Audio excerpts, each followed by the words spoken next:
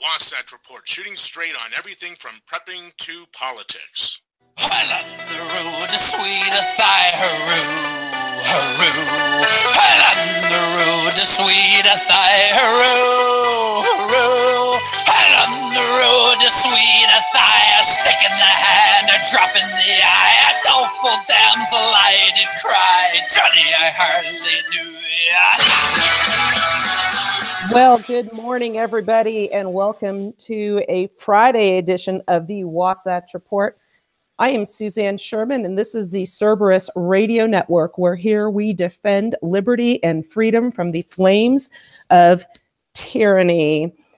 Want to welcome you, and I have Jeff Johnson in the studio with me today. We have had a very, very busy week. We have not been able to do a show earlier, so this is kind of our, I think this is kind of our Monday. Jeff Johnson is also one of the founders of the network, and he is the host of the Paradigm Shift, and he will be back live with his own show next week. He also has a show with Daniel Bailey, the other founder of the network, called the Renegade and the Rambler radio show. Daniel Bailey also has a show of his own called the Bailey Report. We want to encourage you to follow us on Facebook, facebook.com/Renegade. The Cerberus Radio Network. We have a fan page as well, and that is the Cerberus Radio Network fan page, and I have a Facebook page. The phone number will not be available today. I have a special guest online. This is a big day. I'm delighted to have him back. So we can only take one caller at a time, but for your information, it's 717-467-1736. Since that line will be tied up today, please send me messages on Facebook, facebook.com/Cowgirl Esquire. I will get them. Also, I can try and check Twitter as we go along, and that is also my handle, Cowgirl Esquire. Some other shows we have on our lineup. You can listen to us on Radio Co. Brush Fires of Freedom with Sean Hoffine, who broadcasts live out of Tucson, Arizona on Sundays, but we have his shows uploaded, and that's part of our repertoire. We have an app for the Android application where you can also listen to us. If you are somebody that knows how to design apps and would be willing to donate your time to help us get an iPhone platform, we would much appreciate your assistance in that matter. We have a YouTube channel, the Cerberus Radio Network.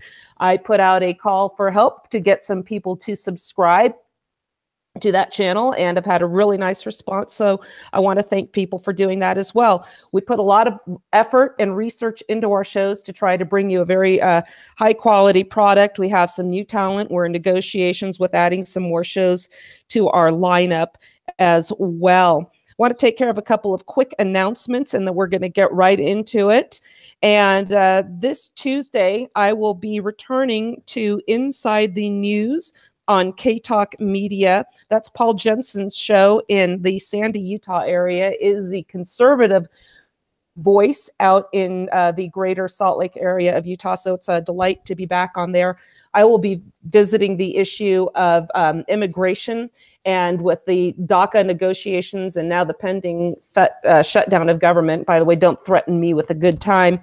My article that was published in the 10th Amendment Center on the Constitutional to Immigration. It's kind of a timely topic. I was on there last week as well, and we discussed a little bit the issue of the Hawaiian warning of the incoming missiles, and we'll get to that again next week. I discussed it briefly on Paul Jensen's show as well, but we're going to get a little bit more into it in greater detail on my show next week on a date to be announced very soon. And so I'll be again on Paul's show next week. And if you have any suggestions, any requests for something you would like us to cover, shoot me a message and I'll run it by Paul, and I'm sure we can handle that as well.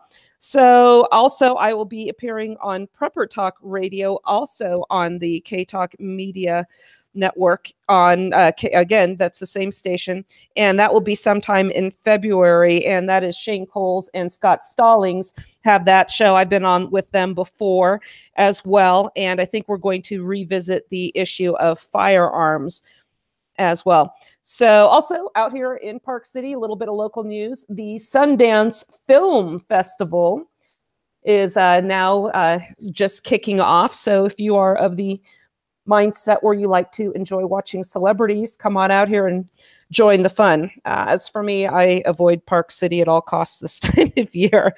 So without further ado, I want to bring on a guest. He was on, for those of you that followed me over from the Veritas Radio Network, also known as the Crusade Channel. This is a gentleman who also had a show on the network. His name is Dr. Michael T. George, and he is an inspirational speaker, a noted author, and a little bit of an intro from his website here. It says, the incredible thing about an effective story is its ability to reach a diverse group of people with unique backgrounds. Educational institutions have utilized these stories to showcase history in a way most students have never experienced. Businesses have rallied around the principles and leaderships defining skills emulating from each of these chronicle tales.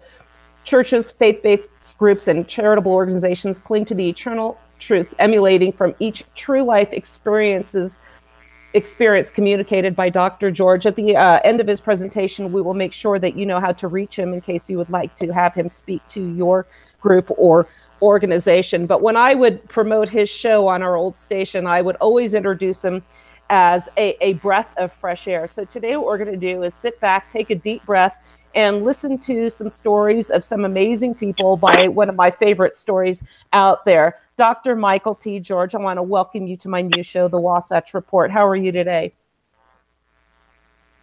I am surviving, you might say. Well, let's explain that. But I'm glad to be on your show. Thank you. When you say surviving, let's just get this talked about right now. You've suffered a personal loss. My condolences to you. Let's talk about this great man and what you're doing today. On Tuesday this week, I lost my father. At 74 years old. In fact, he would be 75 tomorrow. And so I will actually be conducting his funeral today. And he's a decorated veteran of the Vietnam War.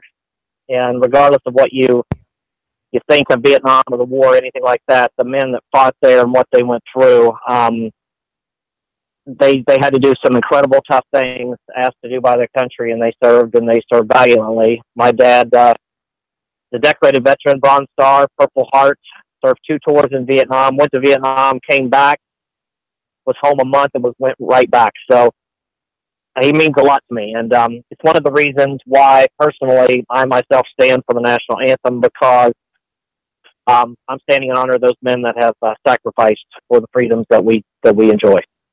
You know, you and I, speaking of the national anthem, you and I have had this discussion before, and you had another take on it as well. Not only are you honoring your father and those who have also fallen, but we had a discussion about the historic relevance of this and the battle at Fort McHenry. And I have taken my children to see the flag, the actual flag that flew over that fort in Baltimore. And it is very inspiring to see. And, you know, for people that do have trouble with the national anthem, and I happen to be one of them, I also focus on that battle and the significance of that flag that I really do think everybody should go and see. What are your thoughts on that too? I'd like people to hear that from you, because you state it much more eloquently than I do.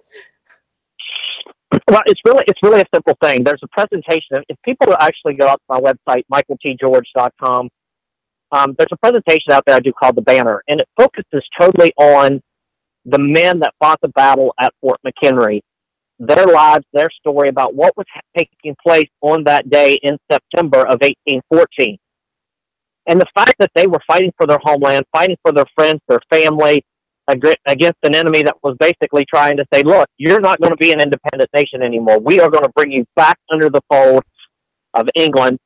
And these men were fighting for that very freedom. The fact that Francis Scott Key could see that flag at the morning of that next day, he was moved to the point that he wanted to honor those men, and he wrote a poem called The Battle of Fort McHenry. And it's that poem, and if you read all 4 verses of that poem, not just the first one, you read all 4 verses. Like the 4th verse is incredible. It says, "Oh, thus be it ever, where freemen shall stand, between their loved home and the war's desolation. Blessed with victory and peace, may this heaven-rescued land praise the power that hath made and ensured us a nation." and conquer we must. When our cause, it is just. And this be our motto, in God is our trust. And the Star-Spangled Banner in triumph shall wave over the land of the free and the home of the brave. And when you understand from the aspect that Francis Scott Key wrote this as a memorial to those men that died so that they could remain a free and independent nation, and it was strictly for that point that, hey, this is why we are honoring those men. When from there it becomes a song, it becomes something that people stood in honor as just a memorial. It's a remembrance of those men that died to ensure America was free. And that's what, when I'm standing for the anthem, that's what I focus on. I don't focus on politics. I don't focus on the policies of whatever administration or anything like that. It's simply my simple way to say thank you, all the way back to Fort McHenry, to say thank you that you were cared enough to fight so that we're not just another colony of England today. So that's personally why I do it. And that's why I share, the story behind it. You know, the fact that we have people, you know, that have turned it into such a political mess is disheartening to me, because for me personally, I look at those men and women who have died, and that's strictly the way I look at it. And, you know, you and I had this discussion when this issue started coming about, and after James Comey's out and out dismissal after saying that Hillary Clinton, yes, had committed a crime, but under these circumstances, we're not going to charge her. For the first time in my life, I did sit out the national anthem, and I was so disgusted with what was going on, and it didn't feel right to me. The pledge is one thing, but the national anthem to me has been something different. And I sat it out once. I didn't feel comfortable, and I focus again on the story that you just shared. So for people that do struggle, I encourage you to go to Michael T. George's website. I shared it this morning, and I will find that exact link and share that as well, because that really did help bring me around and reconcile the conflict that I was feeling. Again, focus on that truly defensive war that we were engaged in, that heroic battle, the outcome, and the words that he put in, as well as bringing God into this. This is really, it just brings everything home. So I want to thank you for helping me through that time that I had. Let's talk about your dad. There's a GoFundMe account that you had started to help with the funeral for your father, Cliff George. And I have shared that. We'll share it again for people that are there. Let's talk about your dad a little bit more. I'm going to read a portion. I have two. Well, I've actually have three books, but two books I know your audience would be definitely interested in. First book was called My Story of America, Inspirational Stories of Life, Liberty, and Pursuit of Happiness. And then the sequel to that, Author of Liberty, My Story of America. And it's all stories of people I've personally interviewed nationwide that have these incredible life events that just point to the foundational freedoms that we know, life, liberty, faith, and freedom. But in the new book, Author of Liberty, there's a portion of that book that I had dedicated to my father that I'm going to read to you right now. It says, the young sergeant led his troops through the jungles of Vietnam. They had walked for miles when the brave soldier began to feel somewhat uneasy. A nudging, invisible voice kept telling him to get rid of the explosive devices he was carrying in his vest pocket. At first he tried to ignore it, but a divine sensation began to overwhelm his thought process. He walked a few more steps before finally throwing the explosive items into the jungle. He felt crazy for doing it. But hopefully now he could march on with a clear mind. Minutes later, a mortar landed directly in front of the young sergeant. The explosion sent shrapnel ripping through his legs and torso. He fell to the ground, severely wounded, but alive. Had he not thrown away the explosives he was carrying a few minutes earlier, that would not have been the case. Had he ignored the providential warning, he would not be here, and neither would I. Thanks, Dad, for listening to that still small voice, and you always remember his grace upon your life. My dad was a simple man. Lived in a small little mobile home in a small town in West Virginia. He's known as a guy that had a bunch of tattoos, because my father has an incredible amount of tattoos. He literally has a spider web tattoo that was on his forehead, down his cheek to his neck where he had a spider. People that didn't know him would be like, who is this guy? The people that knew him said that's one of the most caring, loving individuals you ever meet in this town. My dad had a brand new couch and stove he had bought. This is several years ago. He had bought for himself. And he noticed next door, he was out sweeping the walk, and lady next door said, hey, Cliff, can you come over and help me move a couple boxes inside? So he did. He went. As he moved the boxes inside for her, she's an elderly lady, he noticed she had 2 folding chairs in her living room, no stove, and just a hot plate on the counter. And he said to her, where's your couch? Where's your stuff? She said, oh, I haven't been able to afford to have one of those for years. He walked out of that house, came over, called me, and said, hey, I want you to come down here. I need you to help me do something. I went down to his house, his mobile home. We took his new couch and chair out, carried it over, and he gave it to that lady. We took his new stove out. We took it over, and he gave it to that lady. And then he went to the second-hand store, bought him a $50 couch and chair and an old $75 stove. He said, that's good enough for me. He said, she deserves better. That's the kind of man my father was. I found out just recently, every night, he suffered with nightmares from Vietnam. Could hardly sleep, a couple hours a night. And yet he found time, effort, and he found money. The very little money that he had was on disability from the war because he could hardly walk from being blown up in Vietnam. But he still made way to find money every month to send to a little girl who was diagnosed with cancer to help her and her family. He took in a woman and her 2 kids about 17 years ago who was homeless. Took care of them. She eventually became his fiance, and he raised those kids. They were like his own children.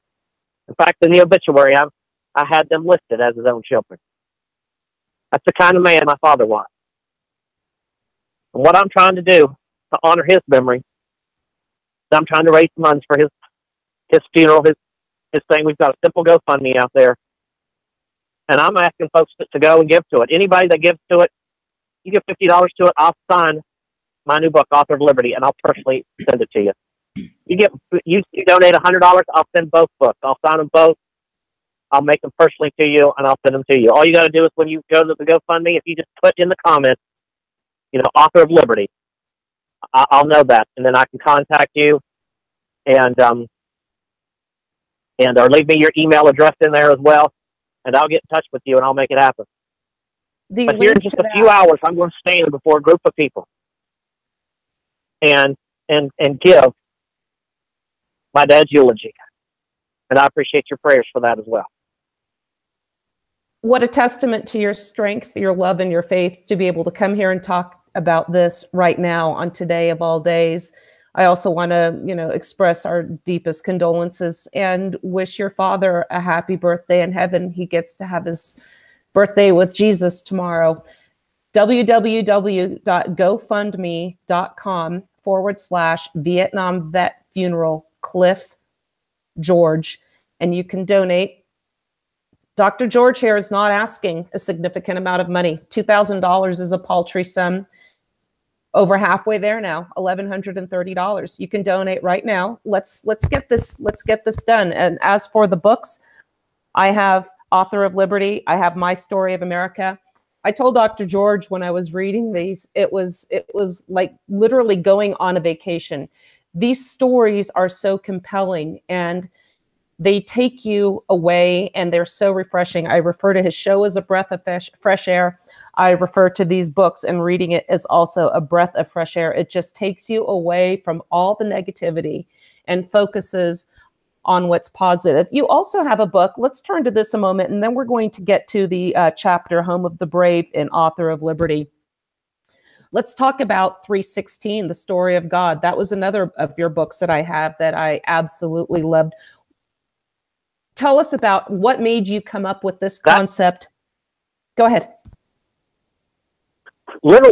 That book there was something I did for a little devotion. I was actually going to be speaking to some teenagers, and I was looking up some references, and I pulled up Colossians 3:16. I was like, no. I wanted 1 Corinthians 3:16. I pulled that up, and I was like, wow, so there's so many good 3:16 verses. And I began to just research through the New Testament, just the 3:16 verses of the New Testament, starting at Matthew, going all the way through to Revelation, just looking at those verses. And when you know a little bit of the backstory behind that, you start to see a whole story unfold, and really the whole story of God's plan for the world unfold in just those simple 3:16 verses. So we put that together as a simple thing to where you can get that and you can give that as a gift to somebody. It's a simple little book that if somebody doesn't know the Lord, they'll read it out of curiosity because of the way it's written. And if someone does know the Lord, they will cherish it as a little devotion that it'll bring forth things that they've probably never seen. And it's a small book. I was telling people, on our network here and on my other show, I would like to suggest Christmas gifts. And I always said this was a great gift. It's a perfect little stocking stuffer. You can mail it to somebody. So I want to encourage people to get that book as well. That's another one. I have just a couple of quick comments with regards to your father. I was very moved, and it's not very often I have a show where my guest is speaking and I have to have some tissues with me. But, the story about him getting his couch and giving what he had to this woman, he'd already given so much and served and sacrificed so much. And so many of these veterans come home and they continue to serve. I'm always going after the politicians that send them to war. Today, this is their day. We're going to honor and take a little time to reflect on what the actual lives of these people were. On my other show, I had done an interview for an hour with a 94-year-old merchant marine by the name of Jim Dozier, who lived in California. And he is, I'm sure he's still doing fine. He was very clear, very coherent, and very articulate, and took the time to share his experiences. And that's one of the shows that we've taken from my library on the Crusade channel. And you can hear that on our Radio Co feed on our loop as well. The other thing was that your dad suffered from PTSD, and that was something that was pretty much unknown to you. And it wasn't really talked about. And I had helped rewrite a book for release on Amazon Kindle. Jeff Weiss was another World War II veteran, and we're going to be talking about a World War II veteran in a few moments. And I had met Jeff actually on Facebook and online doing some research about World War II. And we became friends, and he looked up my name, and there was a ghostwriter out in California with the same name, and he asked me to help rewrite his book for Kindle. And I said, sir, you have me confused with somebody else. My writing experience is limited to points and authorities and legal documents. That being said, I would be happy to assist you if you would still welcome it. So we got to work and we got that out, and he also has the another printed version. He has since passed away, and it was one of the greatest experiences. I wouldn't accept a dime from him, and he told me he couldn't pay me. When I said I wouldn't have accepted money anyway, he started crying on the phone and said that my offer to assist him meant more to him than the medals he had in a shadow box before him. What a truly humbling experience that was. But the point, going back to PTSD, was it wasn't really discussed back then, because World War II was considered the good war, and to discuss the suffering that the veterans were experiencing as a result of this would put a bad spin on this war. And it appears that your father also, they couldn't be that open about it. Let's talk a little bit about how he got through that, and then we're going to get to your chapter, Home of the Brave. So let's just spend a couple more minutes on that and how you noticed that your dad was suffering in that story. What's interesting is my mother had said that when my dad came back from Vietnam, he couldn't stand to be alone. And she said there were nights that he would just wake up in the middle of the night just screaming. She said one time she could remember they were driving down the road, and he had heard a gunshot off in the distance. It was hunt season in West Virginia. He heard a gunshot off in the distance, and he stopped the car, got out, ran across, and jumped in a ditch. He was just terrified. And this was a man who was a sergeant that led men that was not afraid to go in and battle. I mean, he volunteered. He didn't. He wasn't drafted. He volunteered to go. And then when he came back, it was interesting. He came back to Fort Leonard Wood. He was there for a month, and they sent him up to a reserve unit in Idaho, and he had turned around and had to go right back because it got called up. But my dad never really talked much about the war. He shared with me that one story I read to you in the beginning. He shared with me a few funny stories after Vietnam of things that, because he was wounded, his leg was in really bad shape, and he was at Walter Reed Army Medical Center for quite some time. But when he got out of Walter Reed, he had to go back for basically a physical. He told me the story about walking in. He was walking in on this cane, and he goes in and he sits down with the doctor, and the doctor says, "Okay, Mr. George, let me check out your leg." And he starts slapping my dad's leg, and he says, "Hey, you feel anything in that?" And my dad said, "No." He started pinching my dad's leg. "You feel anything with that?" He said, "No." So the doctor took out this great big needle and just stuck it right in my dad's leg. And he said to him, "You feel that?" My dad said, "Nope." "Well, Mr. George, I'm afraid you're probably not going to have any use of this leg." And he signed some papers and sent him on his way. So as I'm listening to this story as a boy, I'm listening to it and I'm thinking, there had to have been some kind of miracle come along, because my dad doesn't walk with a cane today. And he says sometimes his leg will hurt and different things. So I'm waiting for him to hear this miracle.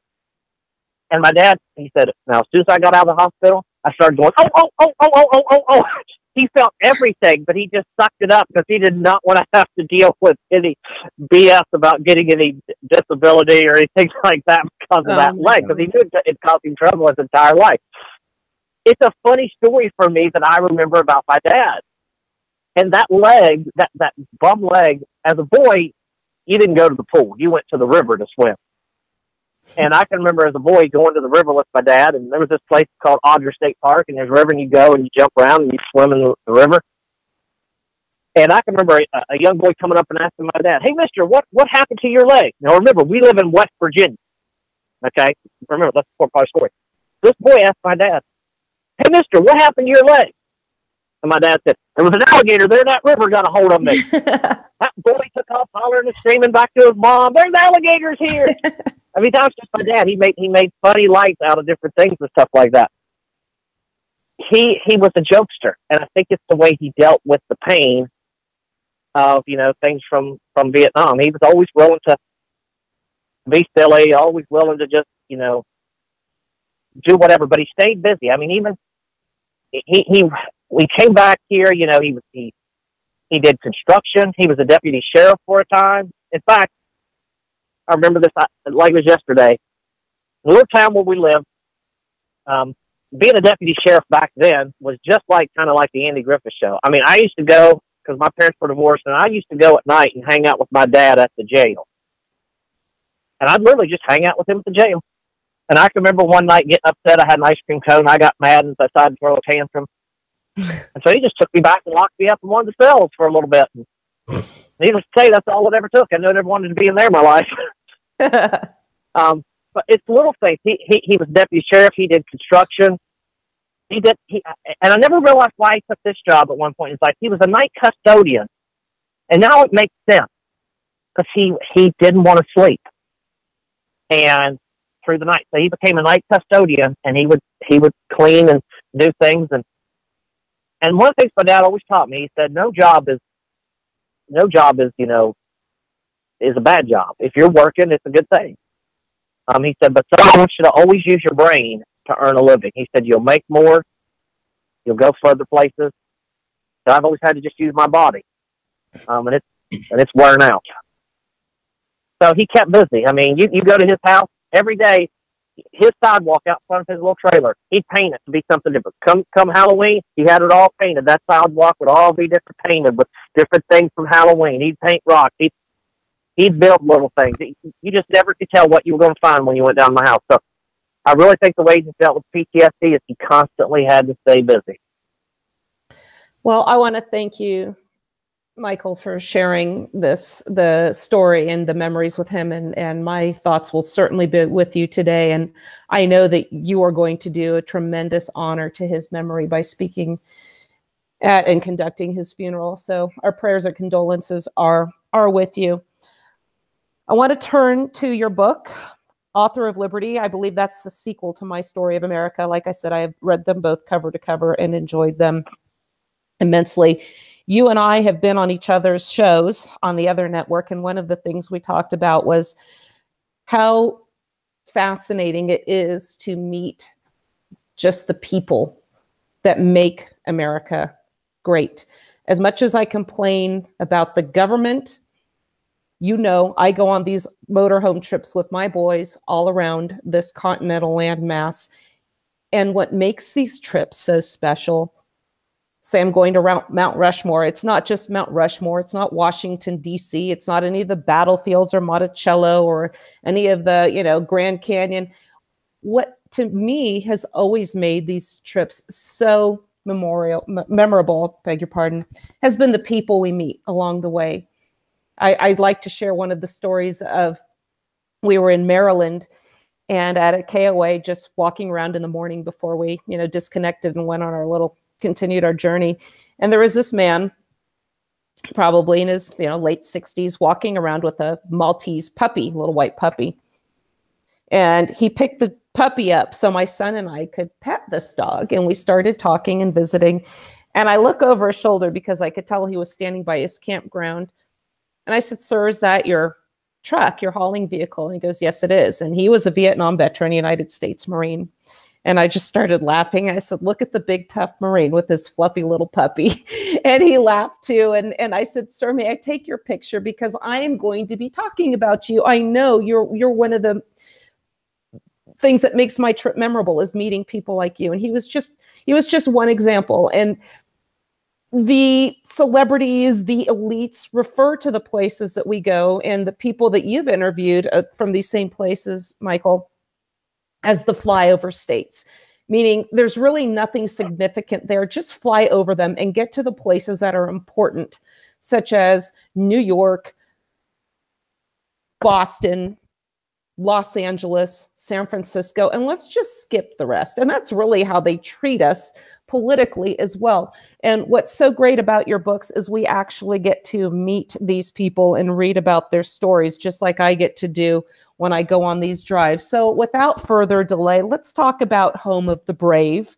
It's the final chapter in Author of Liberty, My Story of America. And I'm going to put my feet up, shut my trap, and let my listeners enjoy you doing what you do best and tell a story. I appreciate that. I'll jump right into this. One of the things, you know, you talked about, and I'm going to hit this before I jump in here. I got a note from the chief of staff from Louis Gohmert, who donated to my dad's GoFundMe. And she wrote just the story I read to you from the beginning. Now, I don't even know her, okay? The information out on Twitter. She read the story I read to you about my dad. And she was so moved because she knows people from Vietnam. And that's the power of a story. You have the power to move people. Beginning of the Home of the Brave starts like this. I want to share this with you. I could feel the movement of every heartbeat. Adrenaline was coursing through my veins at breakneck speed. I looked out the door and saw the deep blue ocean far below us. The ships dotting the watery landscape created an intimidating picture. The seconds ticked away one by one until time ran out. It was now the appointed hour to make our move. I steadied my nerves as I raced toward the open door. Within a split second, I hurled my body out of the plane and into the vast darkness of the early morning sky. D-Day had finally arrived. My name is Jake, and this is my story. Don Jakeway I met in Johnstown, Ohio. Johnstown, Ohio is just north of Columbus, Ohio. It's just a little place, a little town, nothing significant about it. I had been doing a book signing in Centerville, Ohio for a festival called the Americana Festival for my book, My Story of America. And I always ask people the same thing. They always ask me, how do you find these stories? And I tell people, whenever you know of somebody that has incredible life stories, share it with me. And that's the way I've gotten all my stories. So this guy tells me, hey, there's a guy I know. His name's Don Jakeway. I think he was in World War II. He's in Johnstown, Ohio. You ought to go talk to him. So I made the appointment and talk to him. And not only was he in World War II, Don Jakeway was a member of the 82nd Airborne, and he parachuted into Normandy during the D-Day invasion. Don Jakeway grew up in a little town to where he ran home from school every day. It was 2.5 miles, depending on which route he took. But he was just a farm boy. When he'd get off from school, he'd run home every day because there was chores he had to do.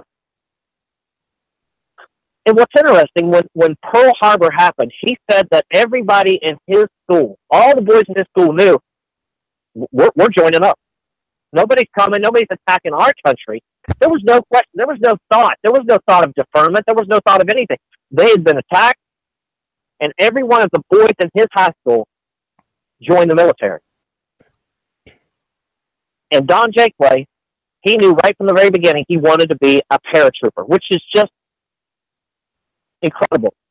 And you get this, out of 2,400 recruits, the Army only got about 130 paratroopers out of that because the training was so difficult that just very few made it to the end.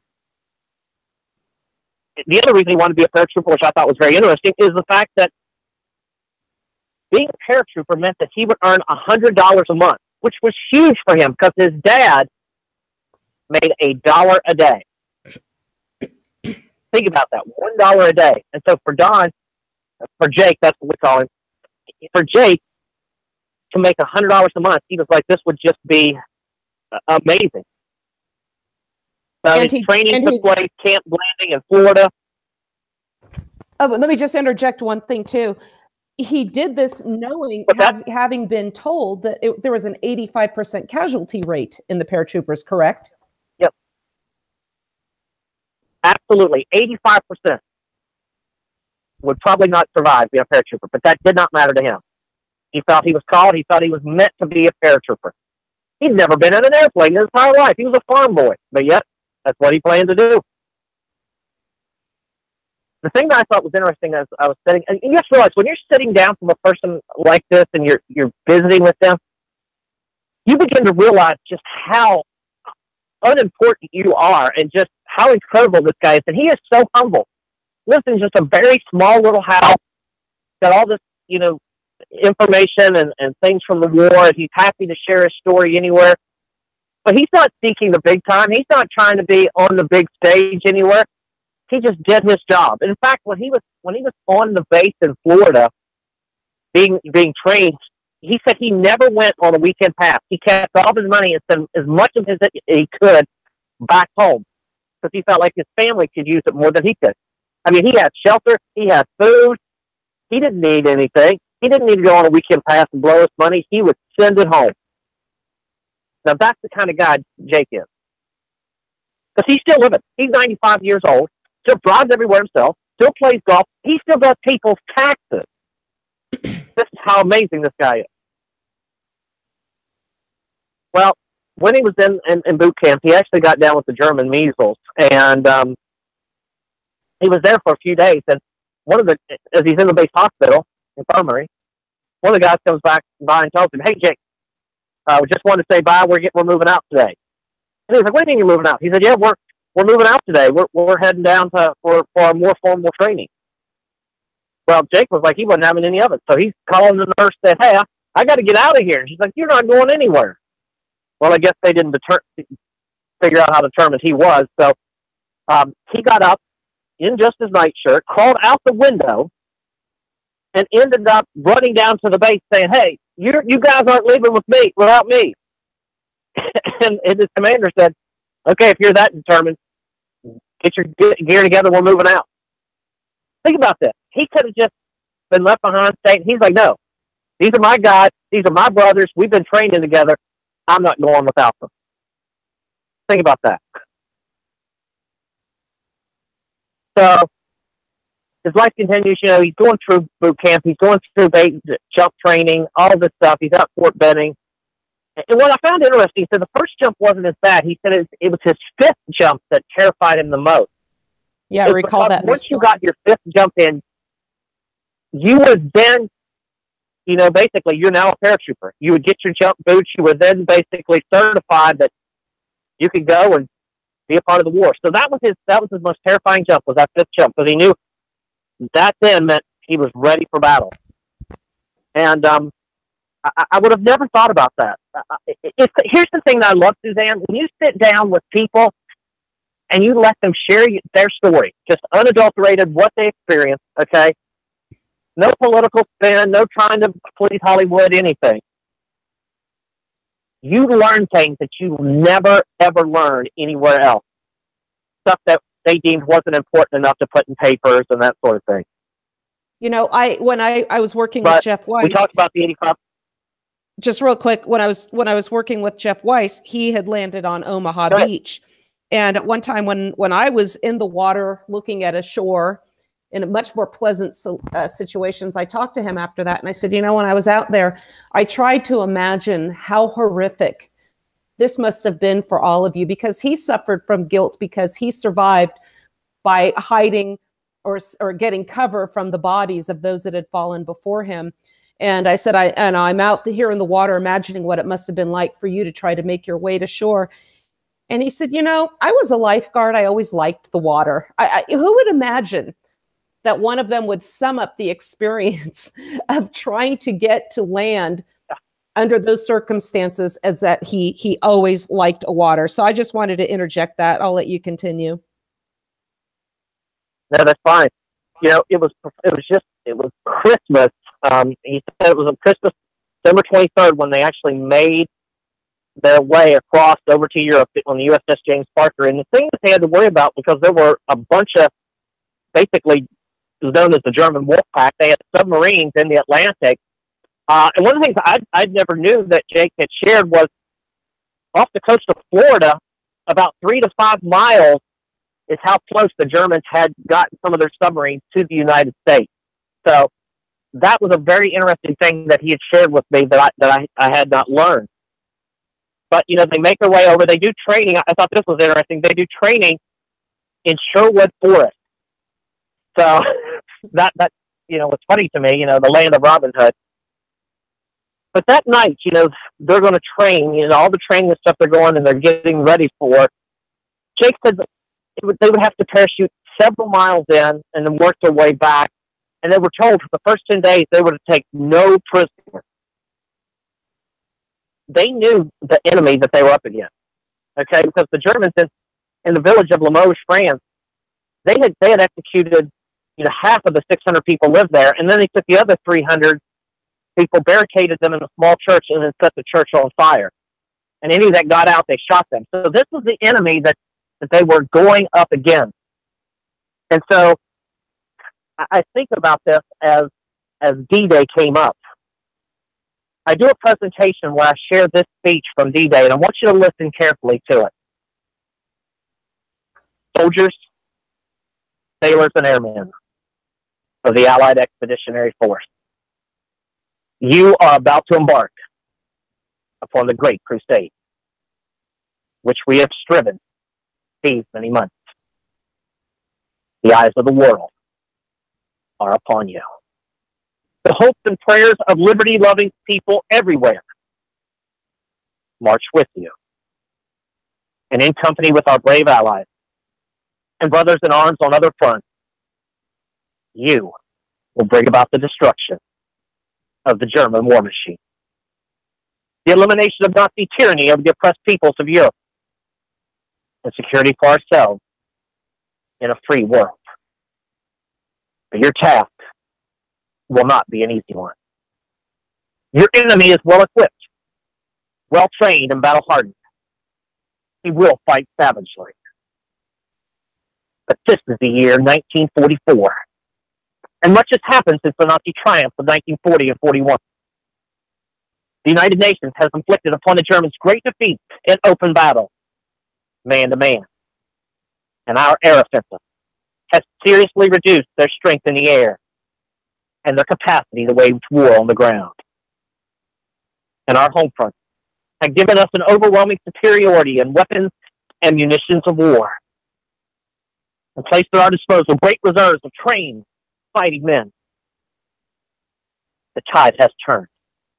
The free men of the world are marching together to victory. I have full confidence in your courage, devotion to duty, and skill in battle. We will accept nothing less than full victory.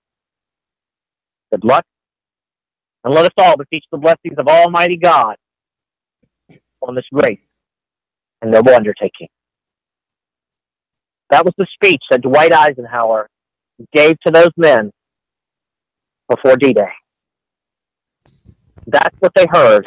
That's what inspired them to go forth and change the world as we know it. And Don Jakeway was there, parachuting into the Battle of Normandy.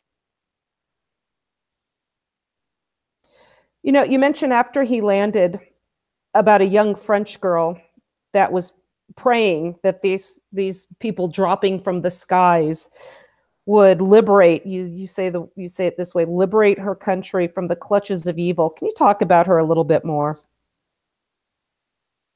You know, he landed in a tree. Don Jakeway, when he came down, he landed in a tree. And that's one of the worst things that can happen, because when you land in a tree, you have to worry about being pierced by a limb. You have to worry about getting hung up and not being able to get out, and being shot by the enemy. And so when he was in that tree, that little French girl saw him, and she prayed. And this is something he didn't know about at the time, but later on he would go back to France, and he ended up eventually meeting that little girl that prayed for his safety in that tree. And it just shows the providence of God amidst prayer, how prayer is heard. And so I love that little story about him sharing that. You know, that time that he's there when he lands in Normandy, I think he's there for about 14 days total. He's running from the Germans at first. What I found funny was when he was sharing with me about jumping over a hedgerow and sliding down a hill right into a wet cow pile, he said. He said, up his boots, up his legs. And I've often thought maybe that even helped to disguise him. Who knows at the time? But he said, you know, there was no, you wiped it off as best you could, but it's not like you had to change your clothes. You know, you could go shower. And I said think he was just half gagging from the smell. 37 days he was in that. 37 days. Excuse me. You know, you had mentioned also that they were instructed to take no prisoners. That meant they kill every enemy they see. He had an ethical dilemma here because he spotted a medic. And he had to do a little soul searching here, and he came to a decision. And had he blindly followed those orders, something would have turned out a little bit different. I'm going to let you tell that part of the story. It's interesting. He sees the medic, and he puts his gun on him. And then when he sees, you know, he's helping, and he picks the guy up, it's a German medic. He turns to walk away, and he sees the Red Cross emblem on the back. He's like, okay, I can't shoot a guy like that. Well, the medic disappears over the hill. A few minutes later, here comes the medic back with a whole bunch of German forces, and he's thinking, oh goodness. Well, then what they found out, these guys were all coming to surrender. Most of these guys had been forced into the German army. Their land had been overthrown. They were forced and pressed into the German army, and these guys gladly came and gave up. And so Jake's like, remembering, hey, we're supposed to not take any, you know, prisoners. But how can we shoot guys that just voluntarily gave up without firing a shot? But he said they ended up locking him in a church and turning him over to another unit later on. And he doesn't know whatever happened to them, but he knew that he could not instruct his guys to fire on somebody that had voluntarily given up and who didn't want to be there in the first place. He said he knew he couldn't do it. He couldn't go against conscience. And he said he knew that's not the way he was raised.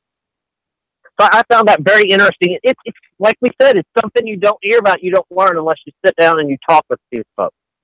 And, you know, we just assumed that all the Germans were Nazis, but just like this young French girl, these German citizens who were impressed into the army and forced to fight against their will were likely praying to be liberated as well. Now, this is in contravention to the Hitler Youth Division you mentioned, and they were fierce fighters, and I'm going to let you explain why they were so dedicated and so fierce. it's really good, to bring this up, because in my first book, My Story of America, I actually have a story in there of a lady that was a member of the Hitler Youth. And she tells you about the indoctrination, the propaganda, the things that she grew up believing, because all kids age 10 and up were required to be members of the Hitler Youth. Their goal was to get the kids out of the family. Okay? The dad, in fact, Sonia's dad, who's from the first book, her dad was forced to go to Norway and cook for the German army. Her mom was placed into service working in war plants, and she was required to be a member of the Hitler Youth, so they could basically brainwash them. Well, this group here that Jake comes up against, it's young Hitler Youth soldiers that had been brought up, brainwashed the entire time with the propaganda from Hitler. So they fought fiercely. They would fight to the very end. You had to kill them. There was no choice whatsoever. So I found it interesting that, based on that propaganda, that's why it's so important to get the messages out, to share the true stories of what people really experienced and what they really went through, because that helps impact a nation instead of, what we're dealing with today.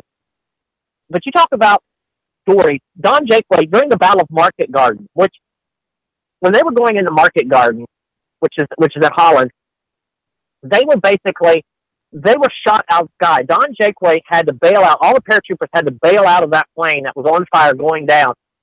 And the pilot told the guys, look, I will keep it in the air as long as I can. You get out. And that pilot went down with that plane so that all those paratroopers could get out. He sacrificed himself for the love of his brothers in arms. Well, because they landed in an area they weren't supposed to, immediately they're being attacked by Germans. They fought for days, and then they come across a little house that when they go in, they're expecting to find some Germans hole up in there. And when they walk in, they actually hear something in the attic. And Jake said he knew that as soon as they would look up in that attic, they were going to find Germans just waiting to just pop them off.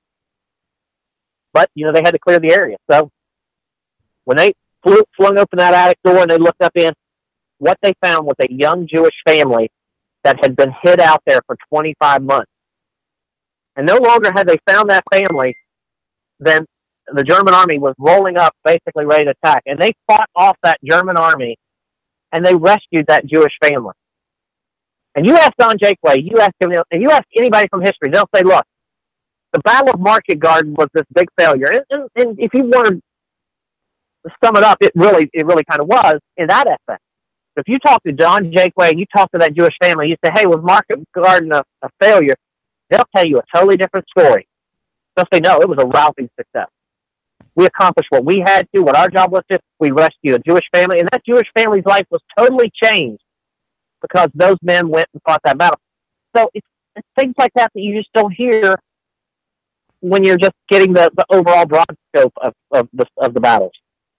And, just like with your father, it seems like an inconsequential decision can have a significant impact, such as deciding to take that ordinance, off of his belt, and the issues that we see through this story as well. A quick story I want to share with you, speaking of the addicts, and when my boys and I were in Los Altos visiting my parents in California, in a quaint little town, they had outdoor furniture where people could sit, and the boys and I were out there, and this elderly couple approached us. So we got up right away and gave up our seats and started speaking to them. This woman was born in Nazi Germany, and when she was born, her legs could not be straightened out. The doctor told the mother, you hide this baby. You take her up into the attic, you hide her. I will be shot if I don't kill this baby right now. And he couldn't do it. Just like Jake, he had an ethical dilemma. He had his orders, he had his instructions, but he made a decision on the basis of humanity to disregard them. And this woman would tell me every day her mother would be up there working on her legs, stretching her legs and trying to get her limber. And she was fine. There was nothing wrong with her, but she would have been killed at birth just because her legs weren't straightening out. And this is what they were up against. And it's an absolutely captivating story that you have here. There are many of them just like that. He was also in the Battle of the Bulge. We have a few minutes left. Why don't we wrap it up and talk about that and his homecoming, which I found very profound. You know, the Battle of the Bulge, Jake was actually shot at the Battle of the Bulge. He went in, they had just a terrible firefight. He got shot right through the chest area. And he's laying up against a tree, blood coming out, helmet gets shot off, and he basically passes out. He figures he's dead. He wakes up a little bit later with a medic taking his jump boots off. And so Jake pulls his .45 out of his chest, his chest pocket there, and points it at the guy and says, "Look, you may take them off, but you'll never wear them." Because the medic thought he was dead, and jump boots were like these prized possessions. So they get him wrapped up. They put him on this ambulance, and they get him to where he's in the stretcher. And the stretcher is really not like a stretcher we think of. It's basically a piece of cloth with two wood poles between it. They got him pinned up kind of behind the driver. Well, as they're bouncing along going down this road and it's dark, Jake somehow ends up flying up. The stretcher falls down, and he gets pinned under the seat and behind some other stretchers and stuff, and he can't move. He's rolled up, like he said, like a burrito. Well, as they go around this curve and the explosion happens, they end up going down over a cliff, and they toss and turn, and they end up upside down in this river, this creek bed down there. And Jake was the only one who survived. Everybody else had been killed, but he can't move. He can't do anything. And he said he just prayed, asked that God would just look out for him. And the next day, a group found him, rescued him, took him an hour to get him out of there. But they sent him back. They got him squared away. They got him fixed. And a few days later, he's heading home. His time as a paratrooper was over. And here's what I think was really interesting. As I read it and I listened to Jake share his homecoming, I want to read this to you. It's the very last part of his story. It says, "It was a beautiful sunny day when I stepped off the Greyhound bus at the corner of two small streets in my hometown. There was nobody around as I walked slowly down the sidewalk and sat down on the bench. A Model T Ford drove by, then a horse and buggy. I just sat there taking it all in before I began my 3.5-mile walk to the farm where I grew up. Parents did not have a phone, so there was no way to contact them. When I finally arrived home, I stepped on the front porch and walked through the door. My mother and father immediately began to weep. A stack of telegrams stating I was wounded in action and missing in action were still lying on the table. They believed they probably would never see their son again. On more than 40 occasions, I should have been killed. But thanks to the blessings of God, their boy returned. I looked around the old farmhouse and realized just how good it was to be back home. Johnstown, Ohio, the home of the brave." Also a flyover state. And what a profound story. And in this day and age of instantaneous connectivity and communication, put yourself in the place of these people that have his family, that the only communication they had were telegrams that he had been wounded, no idea if he was dead or alive, and no fanfare. He had to walk home 3 miles. But I imagine that greeting when he showed up at the door as more glorious than any Tinker Tape parade in New York City. So it's an amazing story. I urge all of you to check out and purchase Author of Liberty, My Story of America, the prequel, as well as The Story of God 316. Absolutely amazing books.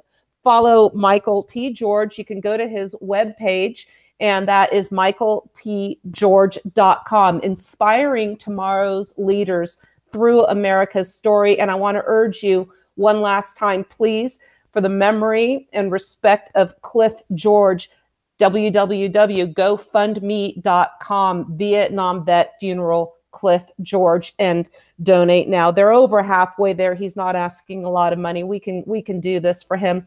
Michael, any closing thoughts? You are available for group speaking, inspirational appearances. Where can people find you as well? Are there any other ways?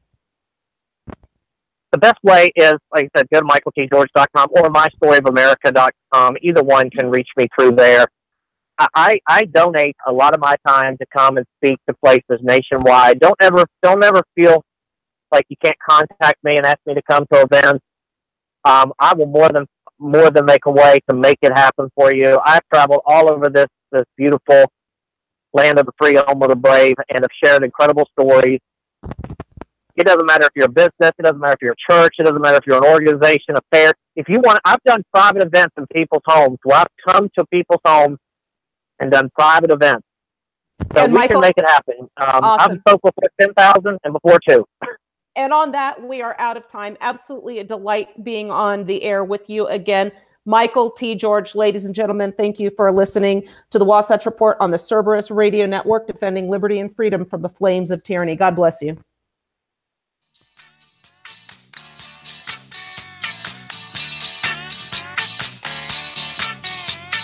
Trying to make some sense of it all, but I can see